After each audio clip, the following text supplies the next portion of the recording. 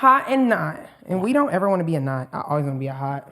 I'm such a bitch that you just always assume I'm being a bitch. Do you feel like you had to mourn your single life when Fuck yes. And I would flirt for fun. Not because I was interested, but because it's stimulating. Hi, sister. Hi, sister. How are you today? We're good. We're good. We're good cohesively. Y'all know we're never really like on the same page. Today we're on the same page. So we're good. We're literally good.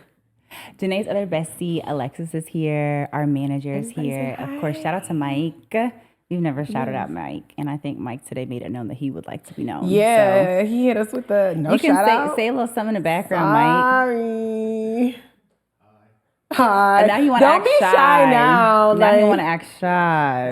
No, but shout out to everybody who is on the journey with us so far. I was going to say, shout out to everybody supporting the pod. We haven't even, I don't know at what date you're going to see this episode, but wherever you guys are, we haven't even like officially launched yet. And it's been so supportive and it makes us feel so good because, you know, we're just out here freaking bearing our chests to y'all.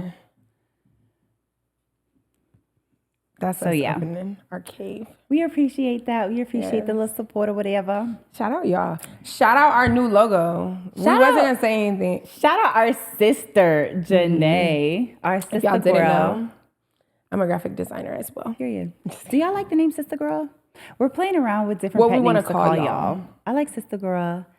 Cause like some people be like, I'm not your sister yet. So like, you know, sister girl's a little bit more. The girls.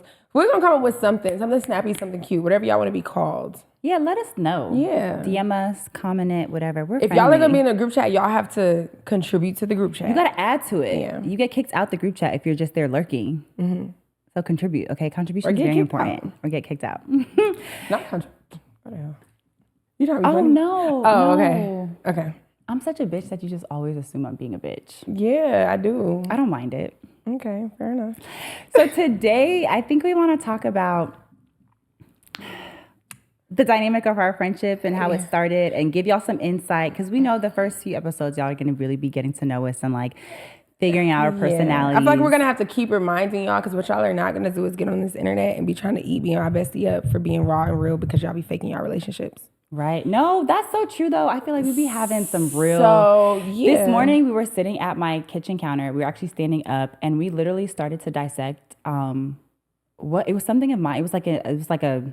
She diagnosed... She was my therapist, and she diagnosed me. We're literally talking about qualities that other people would be like are really shitty. Yeah. So casually, like, and really dissecting it and figuring out why... What was it? It was like... We were covering the last episode that I'm sure by now you guys have seen. We were covering one of the episodes where she was getting on me about not being mature enough in my life because my mom coddles me.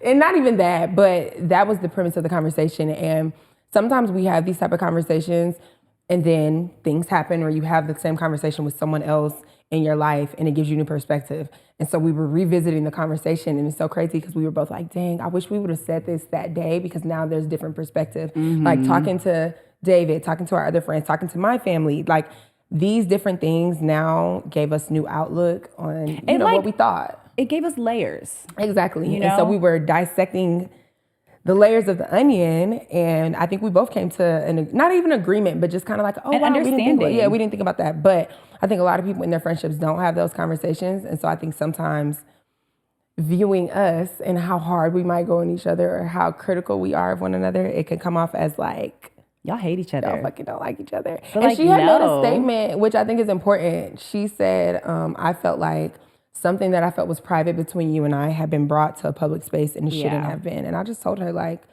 no, this is what we're doing here. We're being open, we're being honest. People need to see this. So we had a very healthy conversation. I have a what are we gonna call it? So all of our diagnoses, we're gonna call a thumbtack. Okay, they're just thumbtacks. I have a pin. That's what I was thinking. I have a pin, right? We'll call it a pin.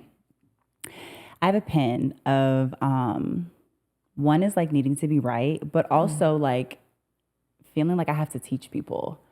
And so like sometimes, although I'm right, sometimes I gotta let people learn their own lesson and I don't have to be, but it's like I see it and I'm like, dang, I have to be like, me being a good person means I'm gonna communicate this to them, bring it to their attention so that they're aware. But some people already are aware and they don't give a fuck. And that's hard. Like that was one of the things. It was like, yeah, I know all of the, and not just in this situation, but sometimes you know these things and like you're not willing to change them in that moment, or you're not ready to, and that's okay. But I think that's I have to be okay with. Yeah, you got to be okay with the fact that if you're choosing to have that person in your life, and so I think that's another thing with us. Like, one of the many layers of our friendships is we are so okay with allowing each other to be whoever we show up as that day. Because sometimes I get messy. You know, and like, perfect example. What's your new name? It's not Janai. Let's call her Shanae. Janai's on her period. And yesterday, I felt like my man, I felt like how my man be acting with me.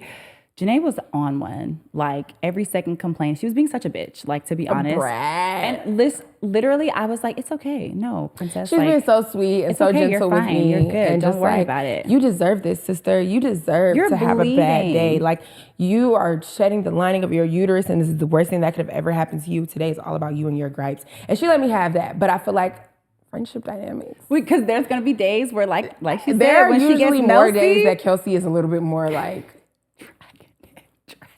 are we? Manager? Janai.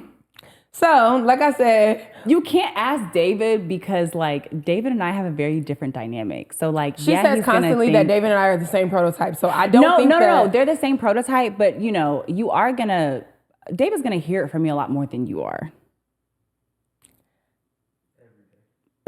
Yes, he hears it every fucking day. But, like, that's my partner. So, but this is the thing. He hears it every fucking day, and then she calls me to be like, am I wrong about this? That's not the same thing as me being bitchy towards you. Okay, fair enough. But don't say I don't hear it. I'm hearing it. No, because you were saying normally you have to, like, let me have it because I be more bitchy than you. But I don't be bitchy towards you. She don't be bitchy towards me, but I think that I have to reel her in because she'll be bitchy towards other people, and I'm the one noticing it. And so I'm like, friend, I feel like we can bring it down a few notches. Say that's not true. I'm not denying that has happened, but name an instance, like recently, where you had to stop me from being bitchy to somebody other than David. Because point being, even sometimes, yes, you'll be out and about, and it's like, and I don't know, yeah, sister, but maybe they're just, what I'm also realizing, right, is like perspective. Exactly, because when you're in the moment, I don't be feeling like if I'm being bitchy in that moment, you don't necessarily I don't see feel it. like I'm being a bitch. Like, no, I said what I said. I want da-da-da. But then when someone else is looking at it, it's like, you're going really hard about something that you don't have to go hard about. But to me, it's like, no, I'm not going any harder than I should be going. This is how it should be. And so I feel like a lot of the times, that's fair. You're very meticulous. You want things the way that you want things, and you don't mind letting people know that this is how it is. But sometimes it's just, okay, we heard you, and like, it's but okay. I be needing it done a certain way. They need to be right. They need to be right, but also sometimes, like, no, it's more practical. It's more logical. And it sets us up for success better. 100%. But sometimes, why I gotta be unprepared because you don't. But what did we say? Sometimes, okay. Sometimes is it okay? It's okay to shut the fuck up.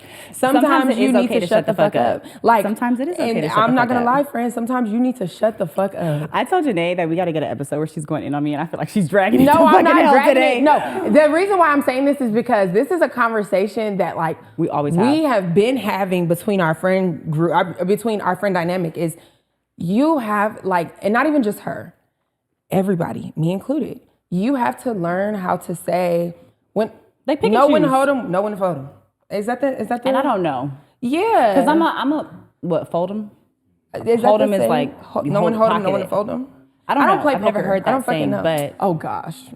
So that's to your point. I don't. So pick and choose. Like, you always want to have a fucking off the wall. You can just say pick and choose.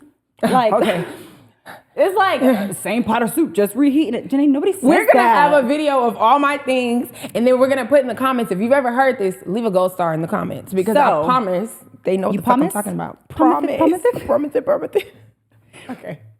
So, okay, no, picking and choosing is important, and I have not mastered the choosing yet.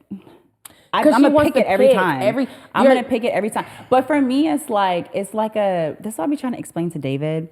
Not saying that I can't change, right? Because I can't. But it's like a knee-jerk reaction. Like I am a little bit anal sometimes.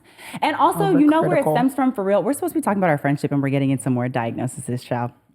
We gonna get into how we became friends in 2 seconds. But you know, like we talked about, it stems from that. Like it's like I don't feel like I've been set up for success, right in life, because you know I haven't had the best parents. I love my parents, but they were not the best parents. I love my parents in spite of their parenting, right? So I think that that's carried on into my life. Like nobody's gonna prepare me like I can prepare me. So like I'm not gonna allow you to not let me be prepared because you want to fuck shit up. You know what I'm saying? Because like I already did that for the last however many years with my parents. So like now that I can control what I can control, I be trying to control what I can control.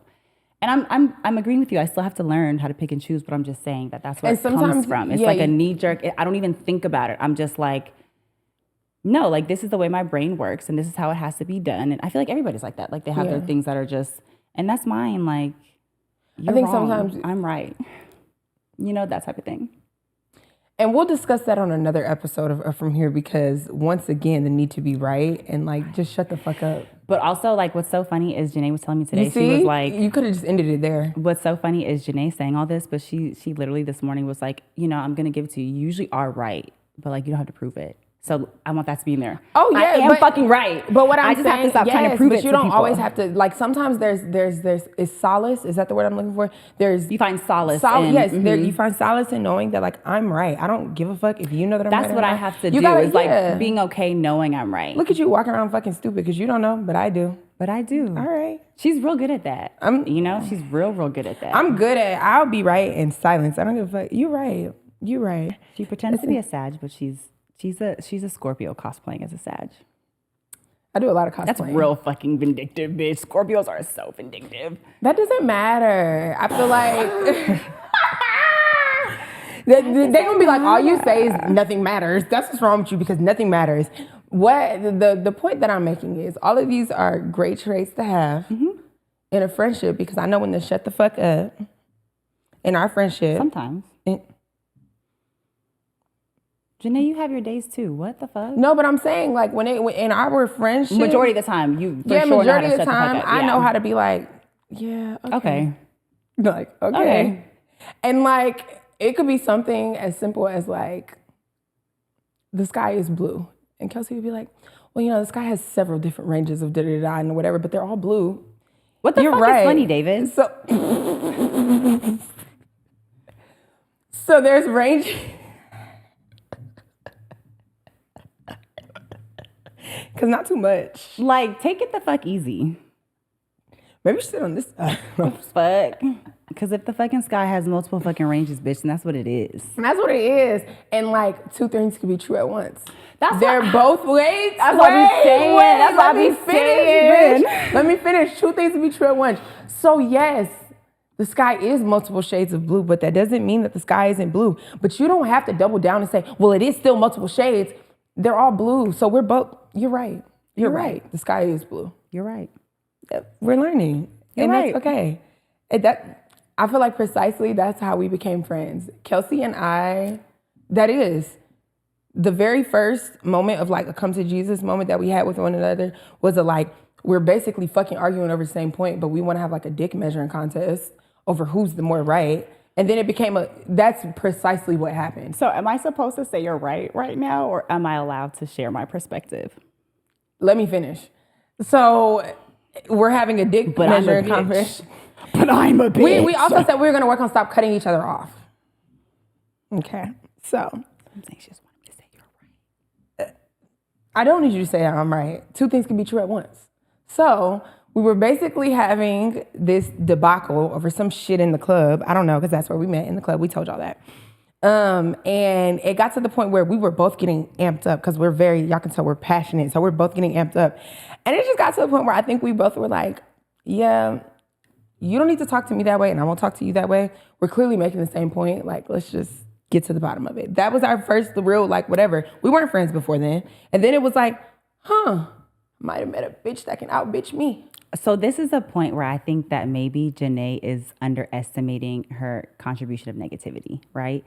Because Janai was my manager. Now, context is important. I should have put context on that. Context is important. Janai was my manager. She managed the girls on the floor. We weren't dancers. We were waitresses, okay? Just to clarify. Yeah. Janai was the manager. But in the club industry, it's a very male-dominating environment. And Janai was like... I was fighting tooth and nail. Yes. So she was fighting. I feel like we're like flipping right now. You know how I feel on the regular is how you were feeling then. She was having to do a lot to prove herself and to get the same respect that the men in the industry would get. And so by default, when she was like, because this was early into your management career or whatever, or, you know, your position, your management role at Rebel. So Janai was overcompensating. So by default, she was trying to be like, she was doing a lot with the girls. Like she was doing a lot to, what is it? Express her authority. To make what it is known. It? No, what is the phrase? To exert her authority. And so this was the time, because I'm not a disrespectful person. What I always say is like, I am someone, I love to debate, but I don't necessarily go looking for a fight, but I'm going to finish it. I for sure going to finish that bitch every time. Okay. And Janai, I feel, was not looking for a fight. Janai thought she could punk me. Janai thought that she could, and not like, like, I feel like you thought that you could kind of like, perspective. Janai was trying to, how I felt in the moment was that Janai was trying to little girl me because yes, you're my manager. I think we were arguing over some money. And one thing about it, I'm never wrong on money. You can call Jay Chris, you can call Brick, anybody. It was something to do with money. Something with the sections not being short, but it was like the protocol of like some kind of exchange. And like, again, I say, and my boyfriend even knows it, one thing about money, it's going to be right by me. Like my count is never going to be off. And so something, I don't remember if it was something about a count or like I said, a protocol, but I think it was the division of the sections. Something stupid. Something stupid, but instead of talking to me like an adult, Janai was trying to like little girl me, you know, and I don't think that she was even understanding that's what she was doing. I think that she was just trying so hard to like prove I can manage these girls. And I was like, what the fuck? Like, and I think that was the thing too. I needed to prove to, not to like her, but bosses. I need to prove to my bosses, like I knew what the fuck I was doing. I could put my foot down. But also to, not Kelsi, but the other girls would go out of their way to make it feel like you not the boss of me. Yeah. Like you're doing a lot, girl. You ain't nobody. You a little door girl who just, and so yes, I did feel like I had to like do too much. But I was and the not just worst towards her, but person just in everybody. Because I, you know, I feel like I was the last person you needed to do that with because out of everybody there, I don't give a fuck if you're the manager or not, bitch. Like I'm going to have, you know what I'm saying? Like I was on my way up to be a manager too. So it was like, you don't need to do too much with me. Like them, you can do that with. Because I didn't have no problem with you coming in to do your job. And so it was definitely a bit of back and forth. And we shared words. And I think it wasn't immediate. It was like towards the end of the night. It was like a boat. Like I had to come to her to check out anyway. Like I'm pretty sure there was time in between. No, okay, so this is how it would go. I would check out the girls. Kelsi would always be the last girl because she was the head waitress. So we had started on something. I finished checking everybody else out, and then you came back, and it was like, I think we were. Yeah, that was because it was just like a lot, and like I don't want to be beefing with you, like the fuck. And so I feel like we're both also pretty good about like we'll apologize if we're wrong. Like we will be like, you know what, sister, now, right? But even back then. And so I think we both, I don't think it was like a me coming to her. I think I had to finish something. And then we kind of both were just there was nobody else in the office. And it was like, okay. That was a lot. Yeah. That was a lot. And then literally. Yeah, besties. We were birthday besties trips, since then. Hanging out, fucking doing each other hair, all types of stuff. Yeah. But I think like that initial conflict and seeing that I had met not even I had met someone because I have other great friends, but I had met someone who was like, you respected me. That's what we had like a mutual respect in that moment. Because of the type of women we both are. And I think in addition to that, we're both 5'10". We're big girls. Not big this way. Don't let this couch fool you. We're big this way. And so, you know, I think it's very easy for us to, not even on purpose, but to intimidate other people. And so when you meet someone who is like not like shying away from you, but also like standing kind of like with you, I was like, we were like, oh, like I see her. You know what I mean? Like it was like a type of vibe. You know what I'm saying? Sure. And then she loves me ever since then. You know. And now we're besties. Some days are rougher than others. No, I'm just playing. She loves me every day. Off days. You don't like me every second, but like, you know, and we don't really fight. We don't. Like, I think we've had one tiff, and it wasn't a fight. Like, it was like a, it was like a. I'll call you back. You didn't say that, bitch. You hung up in my face. Perspective. I don't think I remember it that way, but I will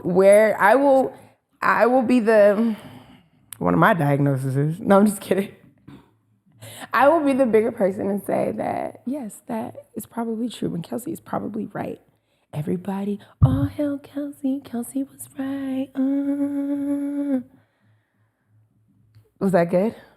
Oh, it wasn't needed because I knew I was right up here. Oh, learning. She's learning. See, in real time, we're making progress in real time. I wasn't going to drag it, but since you want to. I just want, but that's all I want from us is progress in real time. Me too. Like, me too. Yeah, just progressing in real time and moving forward and moving up. So now that y'all know how we met, the other thing we wanted to talk about today, our sister Alexis had, we were having a conversation and we thought that we would bring it to the pod. Yeah. It started as a tweet maybe. Mm-hmm. So I was talking to one of my other sisters and she sent us a topic that she felt like would be good to share with you guys on the pod. So the tweet says, scared of getting in a relationship because what if it works out and I'll never be single again?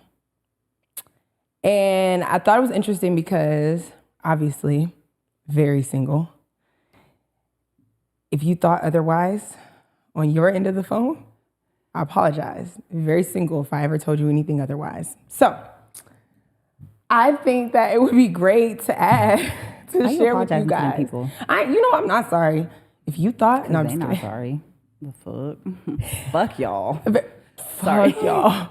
Fuck y'all. She can say that because she's not single. Like, she not out here lying to these niggas off the internet. But you don't lie. You don't even lie. Like, what? No, I don't lie. You're right. I don't lie.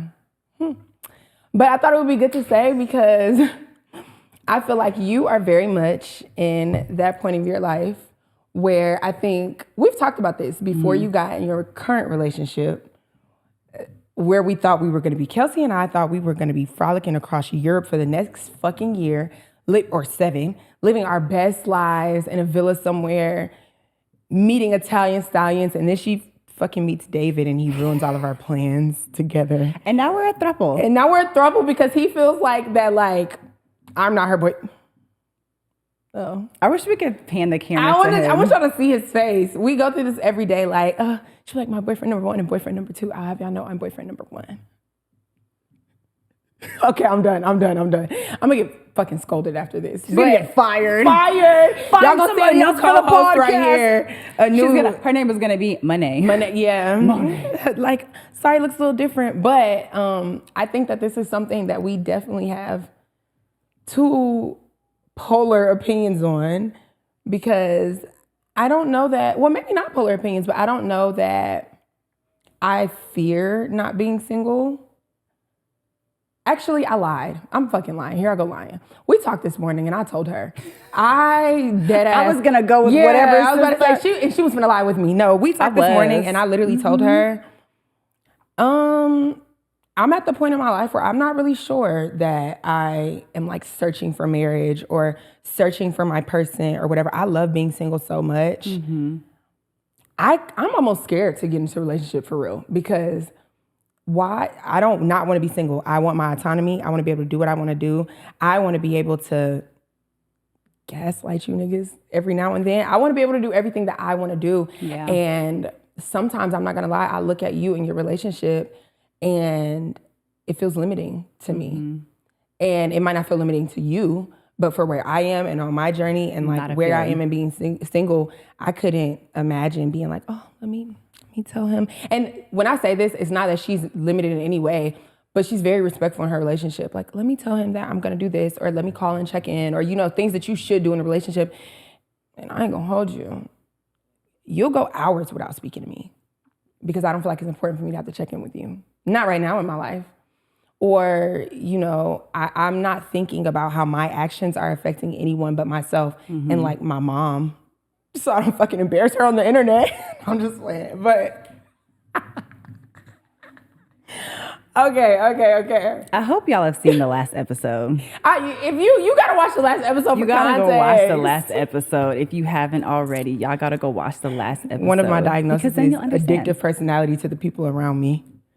But yeah, so I don't know that I feel like I'm afraid of being single, but maybe that's why I'm not looking for a relationship, because I'm afraid of not being single anymore. Like, what if it does work out? What if we've said that before, watch the next person you meet as like the person of your dreams and they give you everything that you want and da-da-da. And I'm like, girl, please. I negate it almost because I'm not welcome. Why do I want to be the person of my dreams now? I'm hot, young, and turned. Why the fuck would I want somebody to come and sit me down? Mm-hmm. And I feel like you are very much in your like sat. And not sat in a bad. She's sad, but like in a content way and like a happy way and like I could see this being my forever. I definitely think it's all about perspective, right? Because you've also never been in a relationship that has really fulfilled you. Mm-hmm. And so I think it'd be different having felt the level of like support and companionship, right? Mm-hmm. Even as far as how you communicate. That's why compatibility within your relationships is so important, because if you're the kind of person who doesn't like to text all day, you're probably going to be the most compatible with someone who also doesn't like to text all day. You know what I'm saying? I think the problem is, and the reason why so many people fear it, and I don't want to speak for everybody, you know, I am no one and I know nothing, okay? However, I do think that some of the reasons why single people are scared is because they've never been loved in the way that they need to be loved. And so once you're... Stick a pin in that, bitch. I had another thought. Go ahead. I want to know what's the thought. No, because you're going to forget. Go. Okay. So I think once you've experienced that level of being loved and being supported and being heard and being seen, I don't feel that my man stops me from doing anything that like is within me to do. What I will say is that my life changed in terms of what the day-to-day looks like and my responsibilities. And I definitely have had to shift from a very selfish mindset. That's not going to change. Mm-hmm.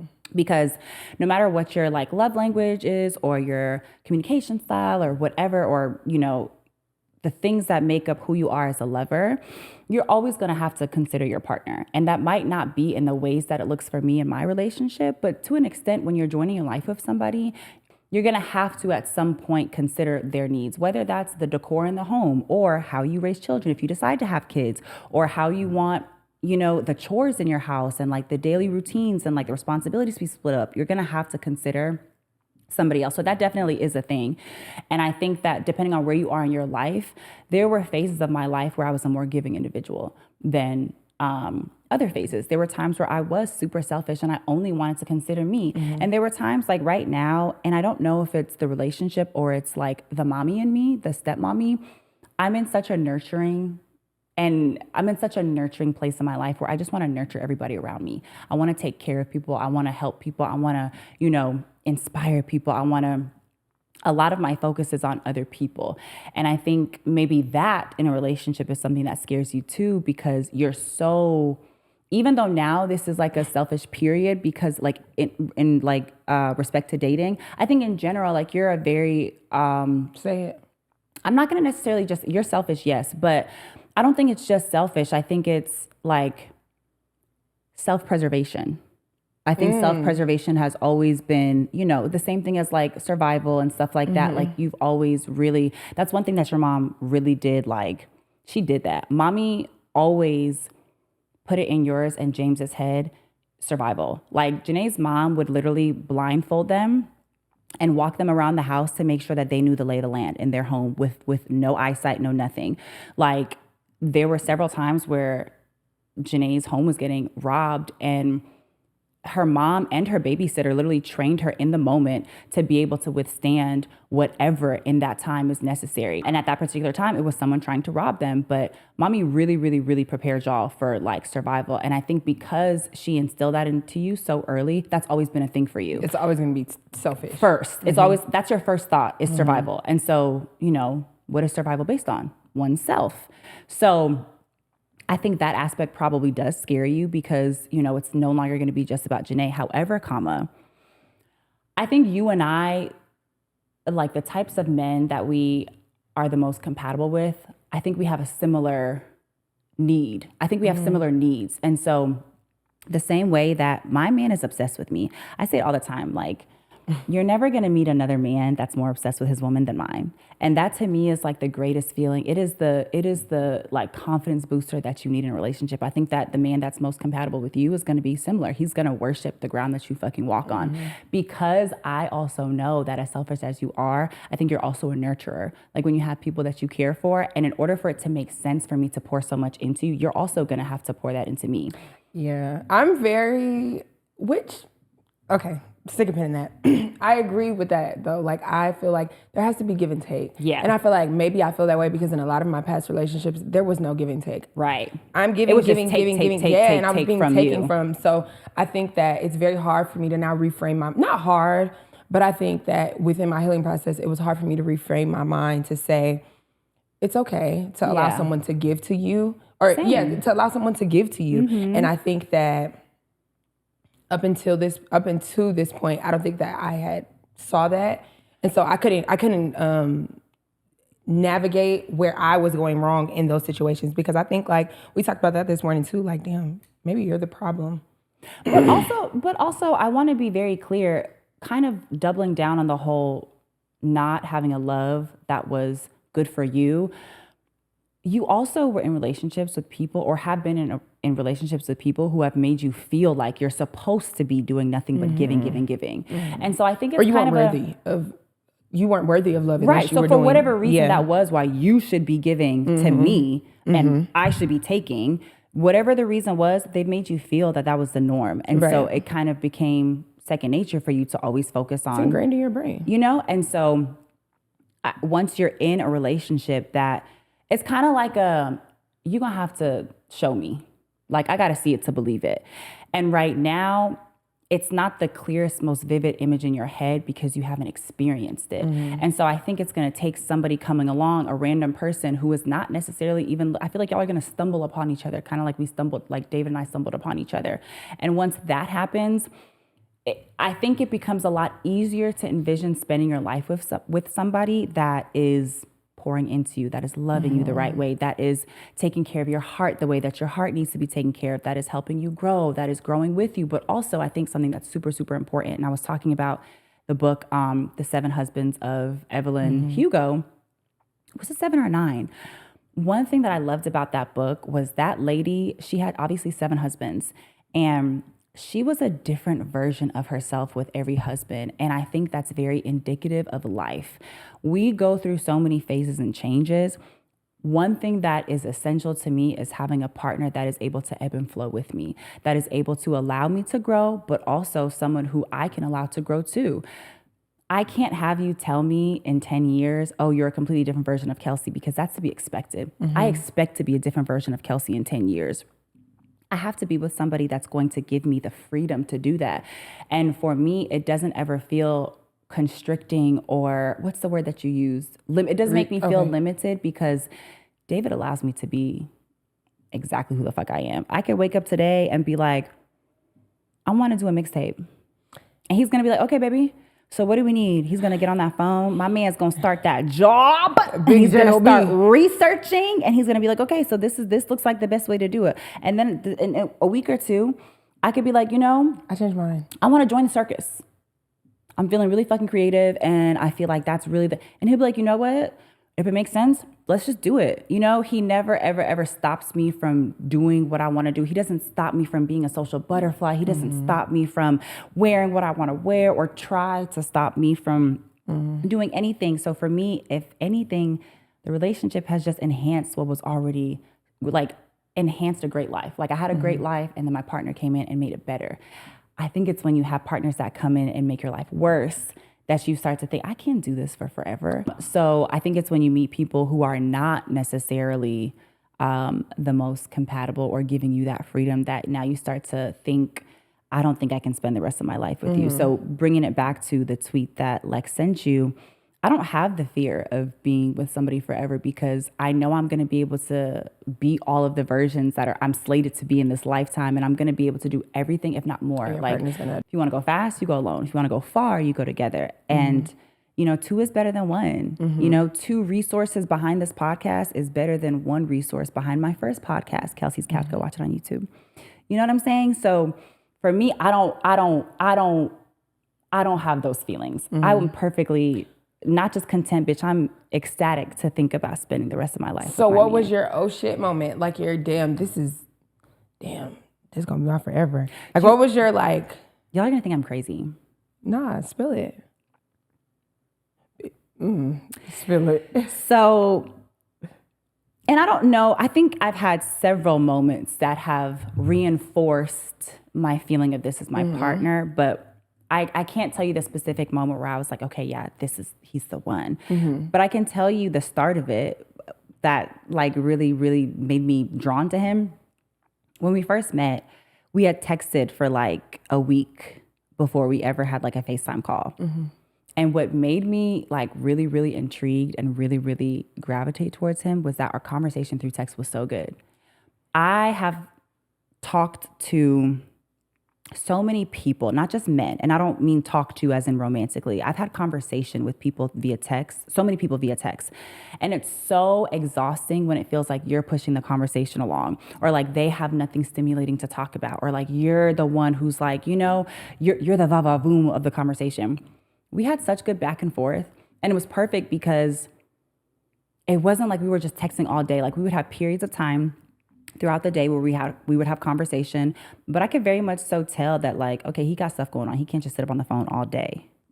So I could tell like, you're not just sitting by the phone, like doing nothing, twiddling your thumbs. You got stuff going on. You got a job, okay?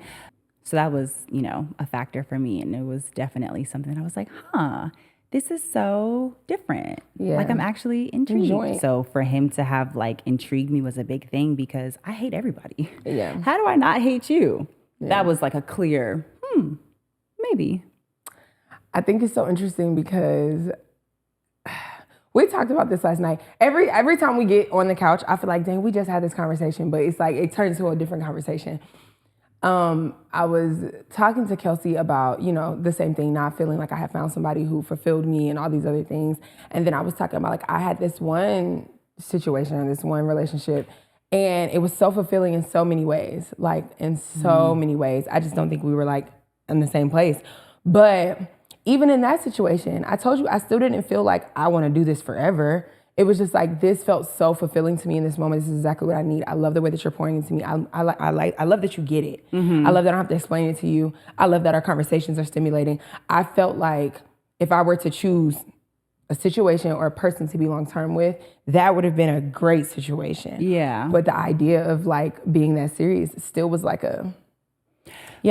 But again, there were other things. There were other like very specific factors. It's not like everything was perfect and you were like, yeah, this is perfect, but I still can't see this for forever. Okay. And the reason why I do think that there's going to be someone that you stumble upon is because I know that you want marriage. If you were somebody that was like, yeah, I never want to get married, then cool. Like you're going to have your partners, whatever, and that's that. But because you do want marriage, you're going to stumble into someone that's more compatible because like you said, that person was so great in so many ways, but there were some really, really, really big deal breakers for you. And if we talked about that today, like what would that have been like if maybe that person had hobbies?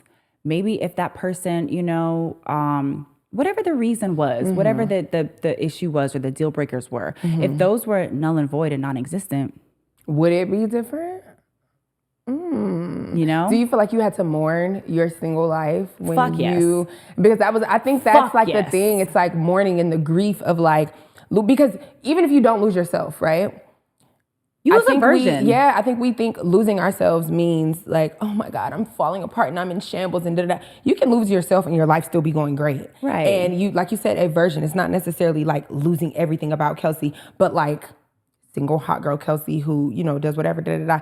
We might be shedding layers of that. There are just so many ways, and I guess you could look at this as limiting, but the reason why I don't is because as my relationship grew, I no longer sought certain things.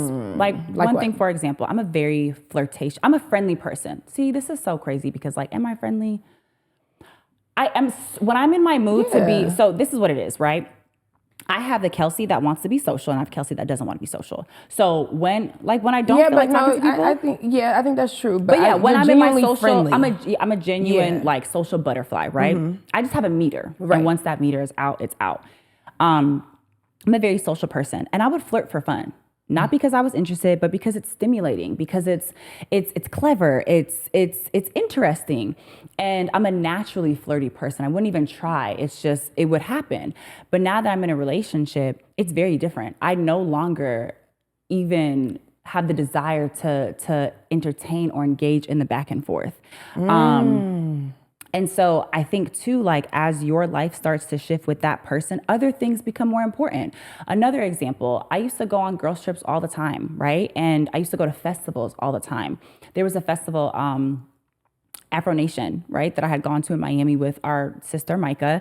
And she was like, she invited me to go to the one in Portugal this past year. And I was like, I'm gonna be honest, I don't wanna do that. Like if I do a girls trip, it's gonna be like a New York City or something, yeah. Or even like not the spa, but it's not going to be a party. Right. Like I don't want to go out of town to go to a festival without my man, because I know at those types of festivals, and it's not even all festivals, but Afro Nation in general, I know what that's going to be. That's going to be a freaking cesspit of men that are, I don't really want that attention anymore. I don't even want to put myself in the environment to be bothered like that. And on top of that, I'm going with a bunch of, I would have been going with a bunch of single women, and your objective, their objective was to mix and mingle. That's not my objective. Now, I don't want to be uncomfortable on the trip because y'all have met some people and they want to go hang out. And I'm like, no, I've got a boyfriend. I don't want to do that. Yeah. So things like that were different. So now my girls trips might look different. They may be less frequent. They may be, and it wasn't ever something that I felt forced to do. It was something that I had a natural inclination to do because out you of wanted to. The respect and out of the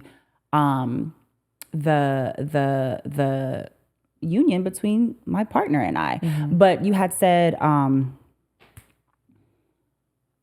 grieving. Yes. So as far as grieving my single Kelsi, so it'd be things like that, but it's also just like a freedom to pick up and do whatever I want when I want.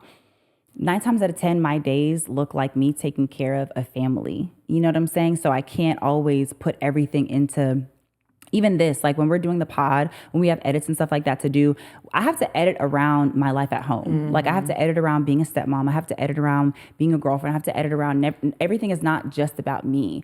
And it was so different because I've never seen myself as somebody that was going to be, one, with kids so early, and two, or at all, so settled. Like even like in a relationship, I could picture us jet setting and traveling and being out and about and da-da-da. And like, we're grounded. Like we're grounded to this, we're grounded to Georgia. We're grounded to, our life here. And so it was very, very different. And then it's like too, I've never seen myself as a domestic woman. I'm still not a domestic woman, but. You know what she said this morning, y'all? She goes, you know what really pisses me off? The fact, she said she wanted something in her kitchen. The fact that I know what these tools are called means that I'm in this bitch way too much. She has no desire to be domestic at all. I don't. But and I am. She domestic as fuck, y'all. She's so domestic.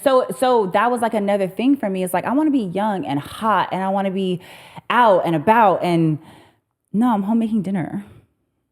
She'll literally be like, hey, sister, so I'm about to put the kids down and then I'm going to cook for David and I, and then I'll call you later. It's like 10 o'clock. Bitch, don't call me. Like, the day over. The day is over. So definitely. On top of that, a big thing too was not working. I hate this shit. Like, I hate all the stay-at-home moms and wives and this and the third. I love that for y'all. I like to make money. I like to go out. Like, there's an adrenaline kick that I get from like being a hardworking woman. This bitch, she wants everybody to work hard. Another diagnosis of Kelsi. She wants everybody to fucking put their bootstraps on and get live in a patriarchy. Can you blame me? Can you blame me? That's literally what a patriarchy does. Everybody needs to work hard. And if I gotta work hard around this bitch, everybody y'all gotta work hard. To work hard. Did you not hear what Kim Kardashian said? No one wants to work. Nobody wants to work. I want to work. She put that pussy on the line, though. So, yeah, you're right. Nobody want to work. Like, y'all putting that pussy on the line? That's what I said to my man. I was like, maybe we should rethink our strategy for blowing up. Maybe we should just, my man not into it, though. He not. He said, I'm not protecting into me being y'all. On the net.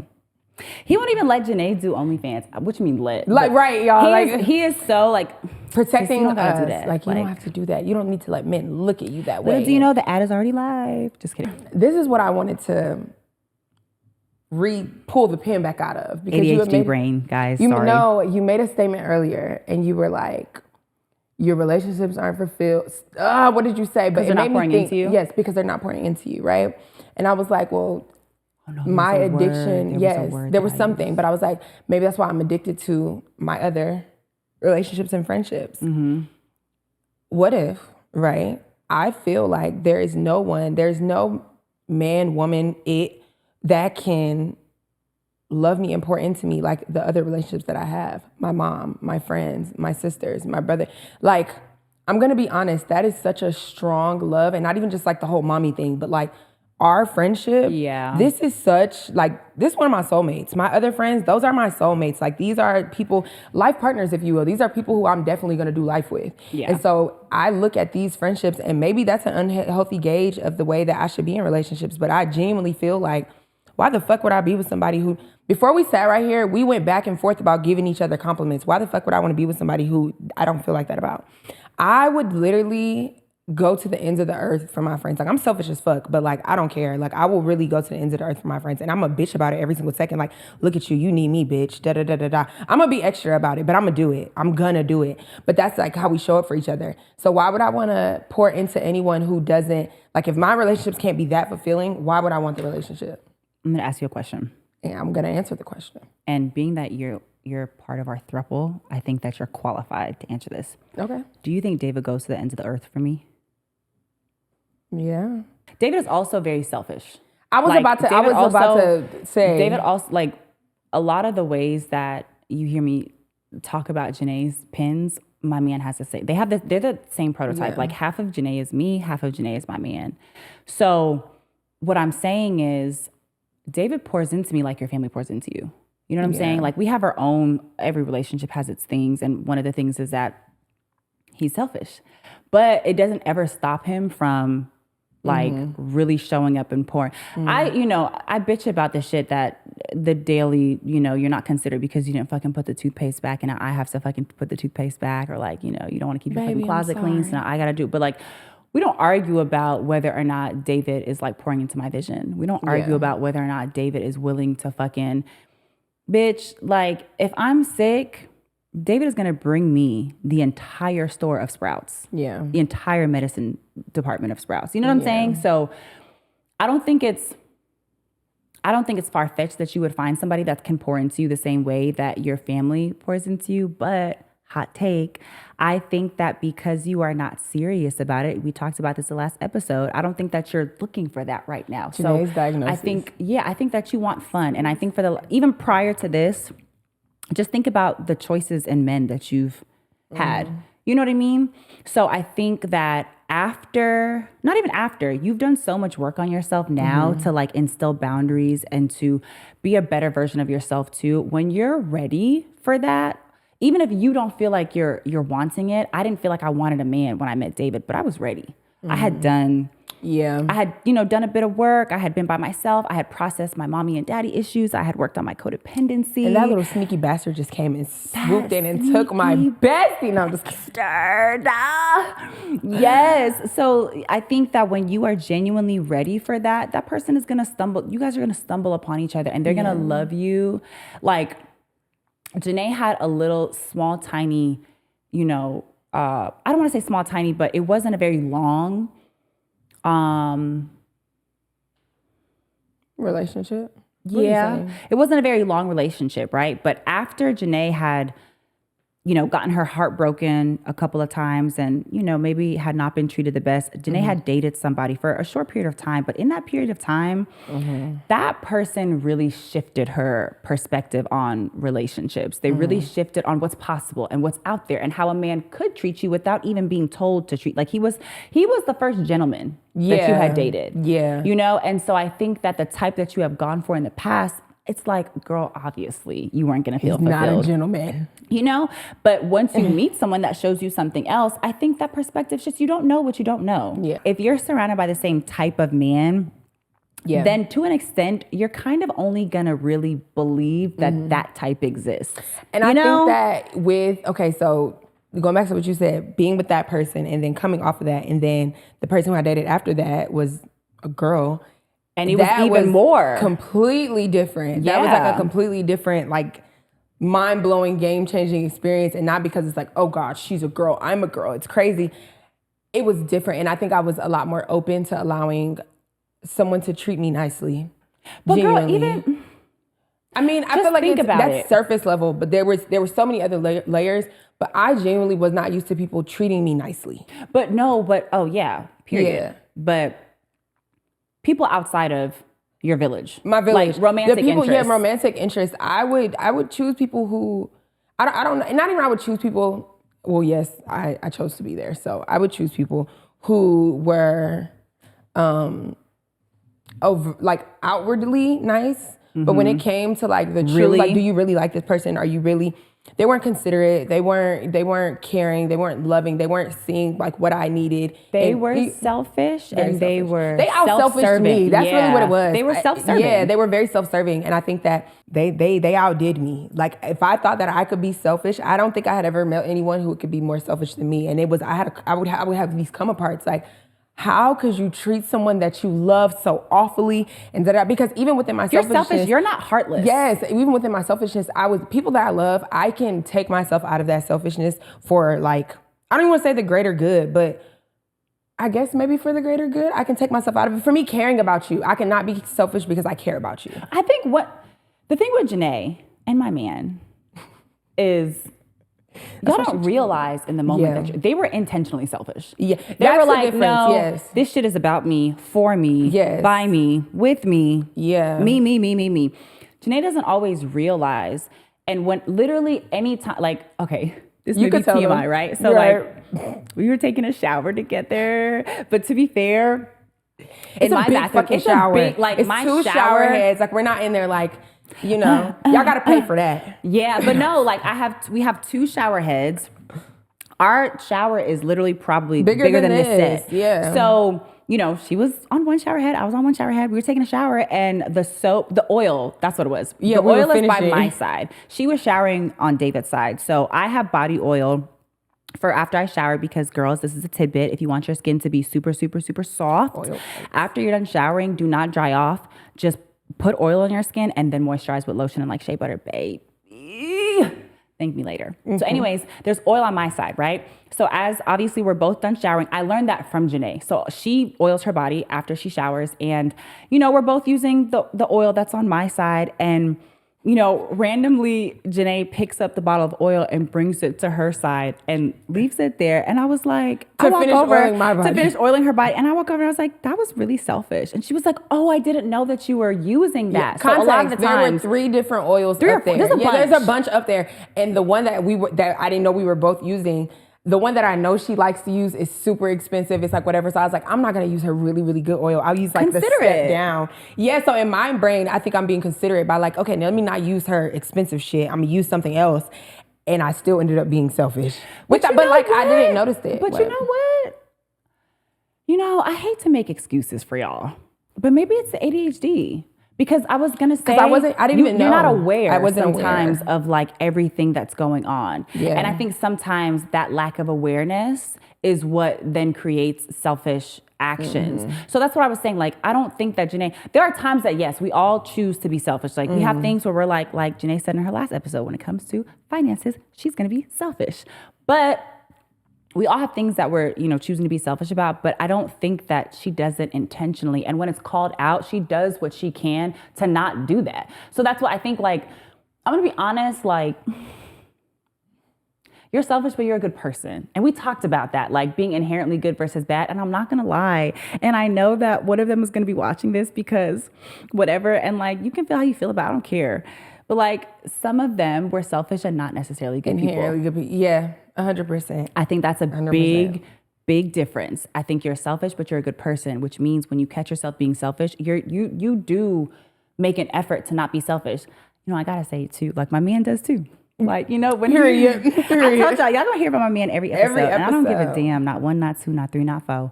But, you know, I think that it's not always intentional. Yeah. So to bring it back to your original statement of, you know, how could I settle basically for somebody else? I don't think you will have to settle. Yeah. You know, I think that it's so crazy because you really do have so many strong relationships from your family, outside of your friends, right?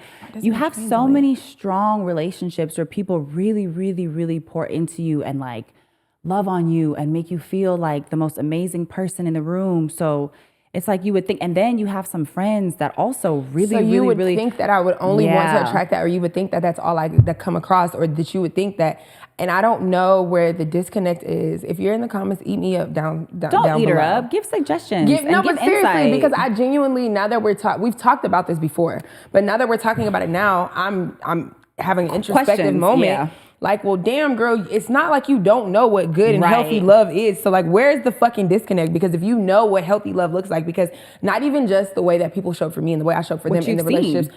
I come from a strong ass Black family. Like, this is not it's some getting it out the mud, but I have very successful relationships around me. I have very successful people around me in my family and in my friendships. I have very great examples of successful, beautiful Black love, and even if it's not Black love in general. And so I wonder why I feel strong about Black love, but I have to acknowledge that I have people in my life who aren't just with Black people. So what is it about me or whatever, or mentally, what do I feel that I'm lacking that allows me to like break those barriers down to then be okay welcoming someone to not hold me to this standard, or to hold me to this level, or to... So I have two thoughts. Okay. I don't know. I'm no one. I know nothing. But the two thoughts that popped into my head, the first one is, you know them kids that grow up in the suburbs and they just want to be bad. Like they want to be hood. They want to be like, you grew up in freaking... You want to see... That's James. Well, not. I feel like if you... But you know, them kids that you have everything, your family's rich, they're well off, you grow up in the suburbs and you want to be a gangbanger. Yeah. I think it's kind of like that. Like you come from... And the only reason why I say that is because... So you come from some... We talked about this. My parents nipped all that shit in the bud before we got here, and so I didn't really have to like live through turmoil. Well, what I was gonna say is you come from so many great examples of love, right? And it's like there's something in you that's like, I want a bad boy. But I was gonna say my example. Her daddy is kind of a bad boy. My daddy rough around them edges, y'all. I'm not gonna lie. Should we eat my daddy up on the internet? No, I'm just playing. Dad is sensitive. My dad is sensitive, but I will say, we've had this conversation with him though. I've had this conversation. Yeah, but he didn't like it even then. He didn't like it then, but okay, so I think Janai has dated a lot of men like her father. And the thing is, Janai's daddy, as her daddy, oh my gosh, this is his princess. He melts. He's so soft. He's so sweet. Now, daddy with everybody else that's not Janai, and with, women.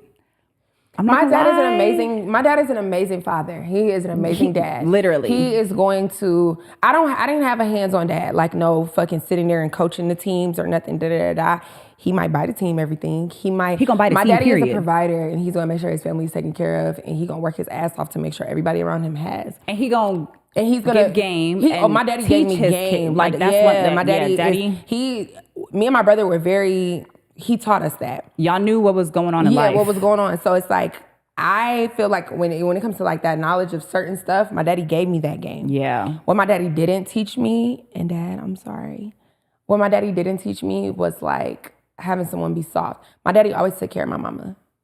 My daddy was not soft with my mom. Oh, I thought you said your daddy always, took care of her financially. Yeah, but not, yeah. My mom worked because she wanted to fucking work. Right. Like mama, I ain't gonna hold you, mama no lazy woman. She's still working. Yeah. Fire chief. Promoted. My mama is a fire chief now. Clap, clap, clap. Clock okay. It. But that's not the point. You bitches could never, y'all can't even spell fire chief. But I feel like my father was very, like rough and gritty and like loud and rowdy and whatever. And so I date men like that. Yeah, I was gonna say you date men who are just like my daddy, who are, you gonna be good. You don't have to worry about shit, but do not come talking to me about how you feel about nothing. Literally, because that's not my problem. Yeah, like you worried about. So irritated. Girl, my daddy be irritated. Like, well, daddy, this makes me feel like. When it comes to me, it's cool, but like other people, my dad will literally say, you won't tell me that this made you, I've been working all, you think I care about coming home and how you feel and did it? And I would date men like that. Like, what's the problem? I was also going to say, the other thought was that you, not to not to take the accountability away from you, right? Because obviously, once you see certain things, you do have the choice, right? I think that you've been bamboozled a little bit. Yeah. And I'm thinking of one specific relationship where that person started off, oh gosh, amazing. Like, I was so happy for her.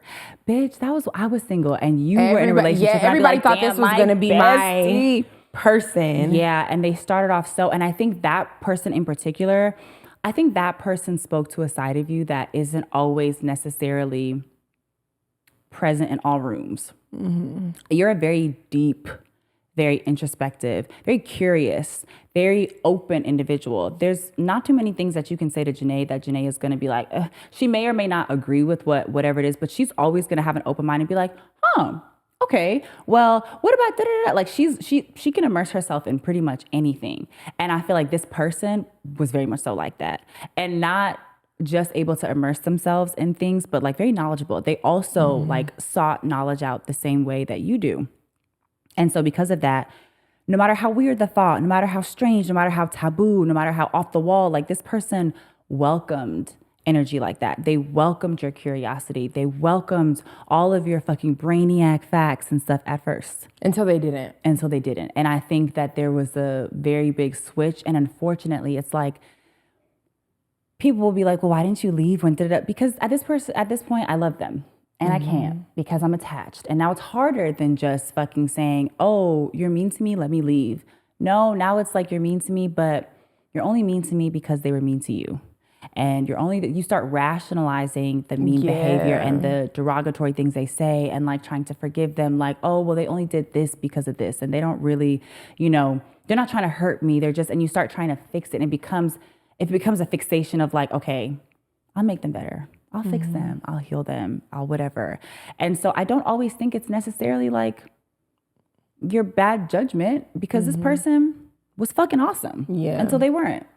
Yeah. And that's because of psychological issues of their own. But so I don't think it's always necessarily that you're choosing bad. I do think that sometimes people finesse you, and because maybe your dad is not as soft or, receptive to feelings, maybe that's also why you were in that for so long. Because I feel like dad kind of, not that he encouraged, but because your parents they're so welcoming of your free will and whatever. I think sometimes they try to just let you, like, okay, like whatever you want to do or whatever. But like, I think sometimes dad could have stepped in and been like, baby, I'm not going to lie. You shouldn't accept that. Yeah. But I feel like because dad was doing the same type of stuff, he didn't see nothing wrong with it. Well, I don't even think it was one of those things where like, you got to think everybody was telling me get the fuck out of Dodge. And I don't think dad was dad?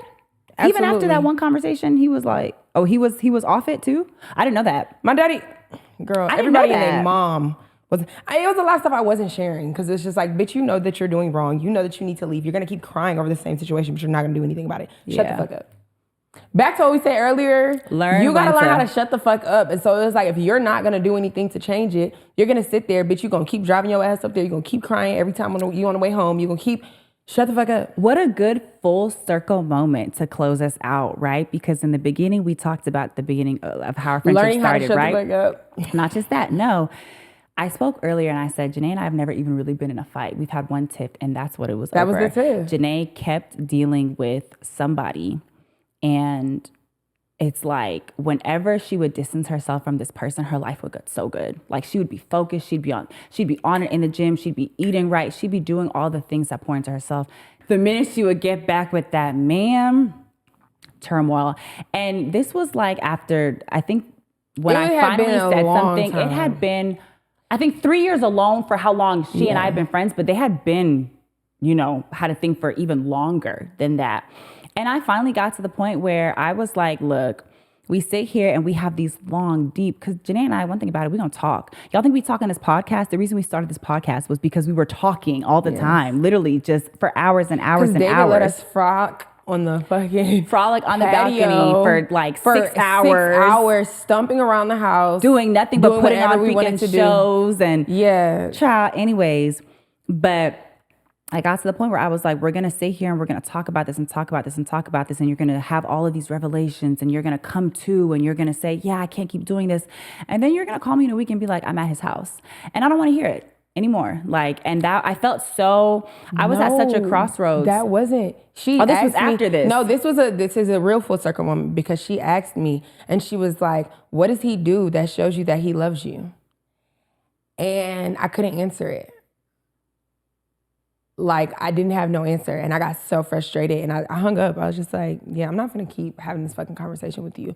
And well, no, I answered it, but everything that I answered was so surface level. And I think that's why she got frustrated because it's like, you're so much deeper than this. Why the fuck are you? No, I think you admit like, I said it makes me feel good. I said it makes me feel good. Yeah, and like obviously I know that this is not whatever. But and it was pretty much like, I know what the fuck it is and I'm here, so like shut the fuck up about it. And I could have, but like as your best friend, we're gonna talk about things. And so you're being drained in the relationship, but now it's at a point where I'm being drained because I have to pick you up off the fucking floor every time these people treat you like so much lower than what you know that you are. And that is literally the only time in our friendship that we've ever even had like any kind of real friction. Like we get annoyed and we'll be like, shut the fuck up. Like we're them type of friends. Like, girl, shut the fuck up. Yeah, like you're fucking dragging it. And for the most part, the other person on the end, the receiving end of the shut the fuck up knows that they're doing too much. So they'd be like, okay, you're right. David was like, the other day, Janai had said something and she shut up and I was like, damn, I should try that. Yeah, you should. Sometimes you can't take me too seriously. Sometimes you gotta learn to shut. The title of this episode, learn when to shut the fuck up. You know? Right. David is a little bit like too amped up about this episode and it's really gonna piss me off. Like, why are you in the background like, yeah, say it again, twin. Don't do too much. But that is literally the one and only time that Janai and I have ever had any kind of real static. And look at that. You know, he's no longer in the picture. And look at us thriving. Haven't had an argument since. So this goes to show, full circle moment for real, Kelsi is always right. Girl, go to hell. Go to hell. Kelsi is always right. And so is Janai, because if everybody would have just shut the fuck up. Then what? Learn when to shut the fuck up. That's the point. No, you didn't drive that point home. If everybody would have shut the fuck up, then what? Janai probably would still be in that relationship right now. No. Definitely not. Hell no. What we're not going to do, Janai know how to shut the fuck up, but Janai knows how to... okay. So to be fair, but to be fair, you don't think that everybody being on your ass... I'm a firm believer that in relationships, right, you cannot force anybody to leave anyone. You know, we've never been the type of friends that even if we don't agree with or like the partners of our close loved ones, I don't think any of us have ever been like, it's not our job because you to leave. No matter how many times we say you need to leave, if you're not ready to leave, you're not ready to leave. But you don't think that so many people constantly kind of reminding you made it more difficult for you to like hide how unhappy, you know, because like you said, there would be a lot of stuff that you wouldn't share. Not just be lying. I just be lying. I'm gagged. I just be lying. Like, if we're being honest, like, how do you... I just be lying. So you don't think at all, like, hearing so many people talk to you about it, kind of like... It's like... An idea can be in the back of your head. And you know the idea is there. But talking about it kind of, like, makes it real. Do you think it would have been easier for you to pretend, is what I'm saying? Like, I'm not saying that obviously I'm obviously not saying that we forced you, but do you think that maybe just hearing about it so many times, it made it harder for you to pretend within yourself that this person was good? That's, you know, so I feel like that did contribute to you kind of waking up. Because you couldn't just pretend. Yeah, I think it's easier. Oh, this sounds so bad. It's easy for me to lie to other people. It's very hard for me to lie to myself. Yeah. And so I think it was one of those things where it's like, I can lie to y'all about shit being kosher and whatever. I cannot lie about the turmoil that I'm feeling inside. Yeah. I know deep down, like, I can wear this happy face out in public and do whatever the fuck, but I know deep down inside I am in fucking shambles. Yeah. And I'm miserable. And every time I look at the mirror, I know that I'm fucking lying to myself. So that, I think that definitely, that helped drive the point home. Well, you know what? Sure. I say this on behalf of your entire village and community. Happy to be of service. Happy to be of service. But that's what this relationship is. That's what this friendship is. It's like, we always say, we joke around that we were put into each other's lives for many, many reasons, right? And I think that the podcast is one of those reasons. I think the way that Kelsi and I collaborate and work creatively, like even when we don't understand each other, like we were meant to do great things together in that. But I also think she was meant to be in my life to be a fucking gnat. Like an accountability partner. Like just being fucking annoying. And I appreciate it and I love it. But I think that's the beauty of our dynamic, is being able to hold each other accountable and being able to say like, okay, friend, that's cute. What do we say? Protect in public and correct in private. And I think that's something that like our friendship thrives on. Yeah. And I think that, you know, as we go through these phases, right? Because obviously she's in her forever love phase and I'm in my very, very unserious. So we're gonna get me a crown that says very unserious. I can't wait for me to wear, to be in her forever love phase, and so that our men can be besties. Yeah, and I'm sure we'll go through the phase where I'm grieving my single life and I'm calling her like, this bastard is treating me so good, I'm gonna have to move in with him. Like, I'm gonna hold a sign up that says, yes, like, let's go, brother, let's go. Yeah, like, or whomever, you know, I'd be gay every other day. So I don't think she could be gay for real.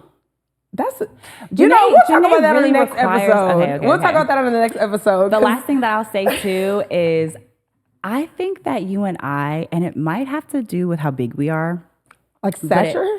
Like our stature, but also I think how big we are, like how we've got a lot of soul. And I think you and I have a way of talking to each other that maybe other people couldn't.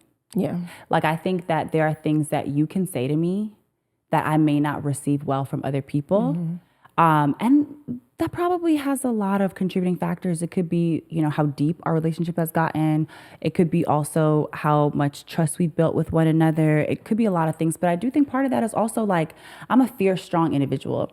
You're a fierce-strong individual. I told David the other day, I respond well to strength. And that's unfortunate. But, you know, if someone's like meek and mild-mannered and trying to be like, oh, well, this or that, it's a little bit harder for me to listen to. And that's a case of childhood trauma, however, you know, I do think that because of those things, I think that we're able to like communicate and get through the thick skull. So I'm happy we're besties. Her skull thicker than mine.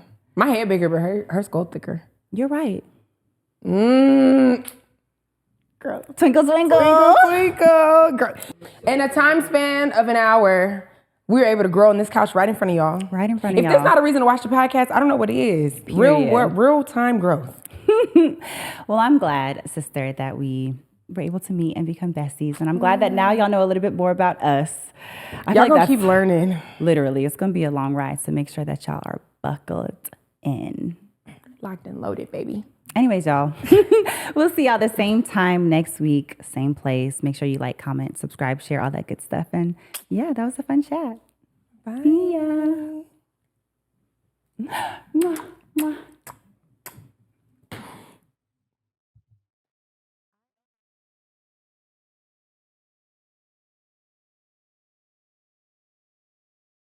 I still do.